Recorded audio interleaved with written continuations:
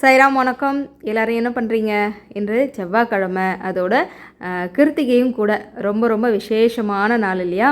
அதனால் இன்றைக்கி மனோரஞ்சிதம் பூத்திருக்கா, முருகப்பெருமானுக்கு வைக்கலான்னு போய் பார்க்கலான்னு போனேன். இன்னும் கொஞ்சம் பூக்கணுங்க. அதனால் நாளைக்கு மகாலட்சுமி தாயாருக்கு வச்சுருவோம் அப்படின்னு சொல்லிட்டு அரளி மட்டும் பறிச்சுக்கிட்டு பூஜை செய்யணும்னு வந்தேன். ஆனால் காலையில் நான் அபிஜித்தில் முகூர்த்தத்தில் செய்யணும்னு நினைக்கிறேன். ஏதாவது ஒரு வேலை வந்துக்கிட்டே இருந்தது, ஃபோன் வந்துக்கிட்டே இருந்தது சப்ஸ்கிரைபர்கிட்ட இருந்து. அதனால் அந்த நேரத்தில் என்னால் செய்ய முடியல. மதியம் 1 to 2 செவ்வாய் ஓரையில் தான் செய்கிற மாதிரி இருந்தது. அதனால் தினை மாவு தேன் விட்டு பிசைஞ்சு நெய் விட்டு வெற்றிலை தீபம் போட்டுட்டு சாமிக்கு அபிஷேகம் செய்கிறேன். சரி, நம்ம வாரம் வாரம் அபிஷேகம் செய்ய முடியல அப்படின்னாலும் நான் கிருத்திகை தான் முருகப்பெருமானுக்கும் வேலுக்கும் அபிஷேகம் செய்துட்ருக்கேங்க. ஏன்னா நம்ம செய்யாமல் இருக்கக்கூடாது. முடிஞ்சால் வாரம் வாரம் செய்கிறது ரொம்ப விசேஷமானது.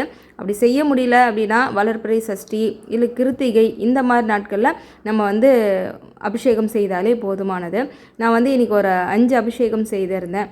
பால், மஞ்சள், குங்குமம், சந்தனம், விபூதி அப்படின்னு பண்ணியிருந்தேங்க. விபூதி பண்ணும்போதே எனக்கு ரொம்ப ஆச்சரியமாக இருந்தது. நீங்களே கொஞ்சம் கவனித்து பாருங்களேன். நான் விபூதி போடும்போது அப்படியே மொத்தமாக அப்படியே சூழ்ந்துக்குது, சாமிக்கிட்டே போகிற மாதிரி ஒரு உணர்வு எனக்குள்ளே இருந்தது. அது ஈரப்பதத்துக்கு இழுக்குதுன்னு நினைக்கிறேன். இருந்தாலும் நான் இப்போ தான் முதல் முறையாக விபூதி இந்த மாதிரி போட்டு அர்ச்சனை அபிஷேகம் பண்ணுறேன். இத்தனை நாள் பன்னீரில் குழச்சி அபிஷேகம் பண்ணிடுவேன். ஆனால் இன்றைக்கி பார்க்குறேன், விபூதியை போடுறேன், அப்படியே சாமியை அப்படியே மொத்தமே இழுத்துக்கிற மாதிரி ஒரு உணர்வு எனக்குள்ளே இருந்தது. அது கொஞ்சம் புதுமையாகவும் இருந்தது. நீங்களாம் இது மாதிரி செய்திருக்கீங்களா? உங்களுக்கு செய்யும் போது இந்த மாதிரி நடந்திருக்கான்னு வேணால் எனக்கு கமெண்ட் பண்ணுங்கள். ரொம்ப அழகாக அபிஷேகம் செய்து முடித்ததும் அழகாக அலங்காரம் பண்ணி செவ்வரளி பூ சாமிக்கு வச்சுட்டு பிரசாதமாக பானகம் வச்சுருந்தேன். அதுக்கப்புறம் ட்ரை ஃப்ரூட்ஸ் கொஞ்சம், தேனை மாவும் தேன் கலந்து கொஞ்சம் வச்சுட்டு இதுதான் நெய்வேத்தியமாக வச்சு பூஜையை ரொம்ப அழகாக நிறைவு பண்ணிட்டேன். நான் கந்தர் அனுபூதி கொஞ்சம் படிக்காமல் பேலன்ஸ் இருந்ததுங்க. அதை படித்து அழகாக அர்ச்சனை செய்து பூஜையை முடிச்சிட்டேன். நாளைக்கு அக்ஷய திதி இல்லையா?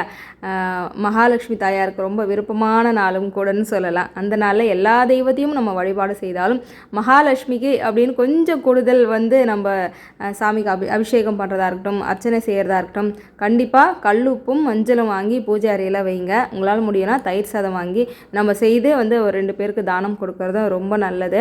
நம்ம வீட்டில் மகாலட்சுமி தாயாருக்கு சோழி, கோமதி சக்கரம் இதெல்லாம் வச்சு அர்ச்சனை செய்தால் போதுமானதுங்க. அப்படி இல்லைன்னா அக்ஷதையை ரெடி பண்ணி அதன் மூலமா நீங்கள் மகாலட்சுமி தாயாருக்கு அர்ச்சனை செய்யுங்க. அதுவே நமக்கு கோடி செல்வத்தை மகாலட்சுமி தாயார் நமக்கு கொடுப்பாங்க. எல்லாருக்கும் அக்ஷய திதி நல்வாழ்த்துக்கள்ங்க.